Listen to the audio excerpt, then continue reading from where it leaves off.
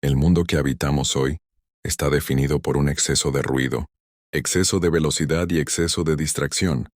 La información inunda nuestros sentidos sin pausa. Las expectativas llegan desde todas las direcciones y la presión se convierte en el fondo constante de la vida diaria. Desde temprana edad somos condicionados a creer que la paz y la plenitud existen fuera de nosotros, en el reconocimiento, el estatus, la riqueza, la aprobación y el control de resultados que nunca fueron realmente nuestros. Sin embargo, mucho antes de que existiera la sociedad moderna, los antiguos estoicos observaron esta misma confusión humana y ofrecieron una solución radicalmente diferente. Enseñaron que dentro de cada individuo existe una fortaleza interior, una ciudadela invisible que ningún insulto, ninguna pérdida ni ningún caos externo puede invadir a menos que se lo permitamos. Esta fortaleza no está construida de piedra, sino de razón, claridad y disciplina, y durante los próximos 12 minutos, no solo revisaremos ideas filosóficas, realizaremos una reconstrucción mental capaz de resistir la presión sin quebrarse. Daremos vida a la sabiduría de Marco Aurelio, el emperador cargado de poder que libró batallas diarias contra sus propios pensamientos, de Séneca, el consejero de emperadores que enfrentó el exilio, la deshonra y la muerte con serenidad, y de Epicteto, nacido en la esclavitud, que descubrió una libertad mental más grande que cualquier corona. Este es un momento para alejarse del ruido del mundo y regresar a lo que es eterno, estable e interior. La fundación, la soberanía de la mente. En el corazón de la filosofía estoica existe un principio tan simple como transformador que, una vez comprendido, cambia para siempre la forma en que se experimenta la vida. Este principio es la dicotomía del control. Divide la realidad en dos dominios, lo que depende de nosotros y lo que no. Casi todo el sufrimiento emocional, la ansiedad, el resentimiento y la frustración nacen cuando confundimos estos dos ámbitos. Nos agotamos intentando controlar opiniones, resultados y acontecimientos que jamás se someterán a nuestra voluntad. Nos preocupamos por cómo nos perciben los demás. Revivimos errores pasados que no pueden corregirse y tememos futuros que solo existen en la imaginación. Epicteto nos recuerda que nuestra única posesión verdadera es la facultad de elegir. Nuestros juicios, intenciones, valores y respuestas nos pertenecen por completo. Todo lo demás, el cuerpo, la reputación, la riqueza, la salud y el estatus social, queda fuera de nuestro dominio absoluto. Cuando esta verdad se asimila profundamente, la carga psicológica comienza a disolverse. Dejamos de vivir como víctimas de las circunstancias y empezamos a vivir como arquitectos del carácter. Imagina la calma que surge cuando aparece una crisis y respondes internamente, con claridad diciendo: esta situación está fuera de mi control y, por lo tanto, no puede dañar mi carácter. Esto no es indiferencia emocional. Es enfoque disciplinado. Es dirigir la energía hacia lo que puede moldearse y retirarla de lo que no puede dominarse. La soberanía de la mente no consiste en controlar el mundo, sino en dominar la percepción, el entrenamiento, la premeditación de la adversidad. La cultura moderna nos empuja a mantener un optimismo constante y a evitar la incomodidad. Se nos enseña a visualizar el éxito, mientras ignoramos la fragilidad. Los estoicos adoptaron una postura más realista y resiliente. Comprendieron que el impacto de la desgracia suele ser más dañino que la desgracia misma. Por eso practicaban la premeditatio malorum, la premeditación de la adversidad. Este ejercicio consiste en imaginar de forma serena y racional las posibles pérdidas antes de que ocurran. Considera aquello que más valoras: tu trabajo, tus relaciones, tu salud, tu estabilidad. Ahora imagina su ausencia, no con desesperación, sino con honestidad. Imagina perder una posición, ser incomprendido, enfrentar una enfermedad o atravesar una dificultad económica. Este ejercicio no es pesimismo, es preparación. Al ensayar mentalmente la adversidad, reduce su poder para desestabilizarte. Recuerdas que incluso cuando las circunstancias se deterioran, tu capacidad de razonar, elegir y mantener la dignidad permanece intacta. Descubres que no eres tan frágil como el miedo sugiere. Lo que antes parecía insoportable se vuelve manejable gracias a la anticipación. La gratitud también se profundiza porque aprendes a valorar lo que Existe sin aferrarte a ello. Disfrutas sin ilusión y amas sin dependencia. Este entrenamiento mental convierte el miedo en familiaridad y reemplaza el pánico por preparación, la reflexión de medio camino y la conexión. Mientras estas ideas se asientan en tu conciencia, toma una respiración lenta y deliberada. Nota la quietud que aparece cuando la atención se dirige hacia el interior. La resiliencia no es un rasgo reservado para unos pocos.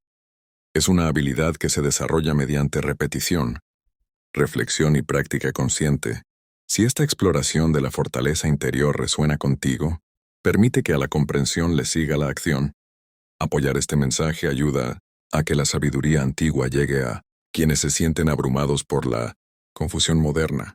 Y si deseas continuar cultivando disciplina, claridad y propósito, considera unirte a esta comunidad en crecimiento. El compromiso compartido fortalece la determinación individual. Ahora avancemos más profundo, recordando que la transformación no ocurre solo por inspiración, sino por aplicación constante. La transformación, el amor al destino. Más allá de la simple aceptación de la realidad, existe una postura más exigente y poderosa conocida como amor fati, el amor al destino. Este principio nos invita no solo a soportar lo que sucede, sino a afirmarlo, a mirar cada acontecimiento de la vida, especialmente los dolorosos, y decir, esto me pertenece, esto es material para mi crecimiento. Marco Aurelio comparó la mente, entrenada con un fuego que convierte todo lo que se arroja sobre él en combustible. Nada se desperdicia, nada se rechaza. Desde esta perspectiva, la adversidad no es una interrupción de la vida, sino la sustancia con la que se forma el carácter. La traición se convierte en práctica de perdón y claridad de límites. La dificultad se transforma en lección de resistencia y creatividad. La pérdida se vuelve maestra de la impermanencia y la gratitud. Cuando la resistencia a la realidad se disuelve, la energía antes gastada en la queja queda disponible para la acción. Los obstáculos dejan de ser enemigos y pasan a ser desafíos que fortalecen la virtud. La vida deja de ser una serie de problemas a evitar y se convierte en un taller constante del alma. Amar el destino no significa buscar el sufrimiento, sino negarse a ser disminuido por él. La perspectiva cósmica, la vista desde arriba. Para aflojar aún más el dominio del ego y la ansiedad, los estoicos practicaban un ejercicio llamado la vista desde arriba. Esta contemplación expande la perspectiva más allá de las preocupaciones inmediatas. Imagina tu conciencia elevándose más allá del cuerpo, más allá de la habitación, más allá de la ciudad, ascendiendo hasta que continentes, océanos y fronteras se disuelven en una sola esfera en movimiento. Desde este punto de vista, los dramas personales se reducen y se colocan en contexto. Los conflictos, los miedos sociales y los fracasos menores pierden intensidad. Te reconoces como una parte, pequeña pero significativa de un proceso inmenso e interconectado que se despliega en el tiempo y el espacio. Esta perspectiva no elimina la responsabilidad, la refina. Comprendes que tu papel es limitado pero valioso. La importancia no surge del dominio, sino de la armonía con la razón y la naturaleza. La paz aparece cuando la importancia personal se suaviza y la participación en el todo se vuelve central. El estoicismo no es una filosofía de retirada, sino de compromiso activo con la vida. Exige acción consciente en las interacciones cotidianas. La forma en que hablas, escuchas y respondes, bajo presión, se convierte en un campo de entrenamiento para la virtud. La paciencia se practica en el tráfico, la templanza en la tentación, el coraje en la honestidad y la bondad en la incomodidad. El estoico entiende que el carácter no se revela en gestos grandiosos, sino en elecciones pequeñas y repetidas. Cada momento ofrece la oportunidad de actuar de acuerdo con la razón o ceder al impulso. La disciplina no es restricción, es dirección. Orienta el deseo hacia lo que fortalece en lugar de debilitar. El inventario final, la revisión nocturna. Para asegurar que el crecimiento se mantenga activo, los estoicos enfatizaban la reflexión al final de cada día. Séneca describía la práctica de revisar acciones, pensamientos y reacciones antes de dormir, formulando preguntas simples pero profundas. ¿Qué hice bien? ¿Dónde perdí el control? ¿Qué impulso logré dominar? Esta práctica no es autocastigo, es autorrespeto. La conciencia afina las acciones del mañana. Pequeñas correcciones se acumulan y generan cambios duraderos. Con el tiempo los patrones se vuelven visibles Las fortalezas se consolidan y las debilidades pierden fuerza. La mente se convierte en estudiante y maestra a la vez, comprometida con un refinamiento continuo, el regreso al mundo. Al concluir esta reflexión, no permitas que quede en lo abstracto. Lleva estos principios a la conversación, al trabajo, al desafío y al descanso. La resiliencia no se posee de manera pasiva, se ejerce de forma deliberada.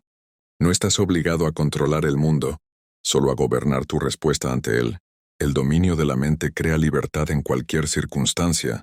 Gracias por dedicar este tiempo al desarrollo interior. Si encontraste claridad o calma aquí, apoya este esfuerzo continuo participando y compartiendo, y al regresar a la vida cotidiana recuerda esto.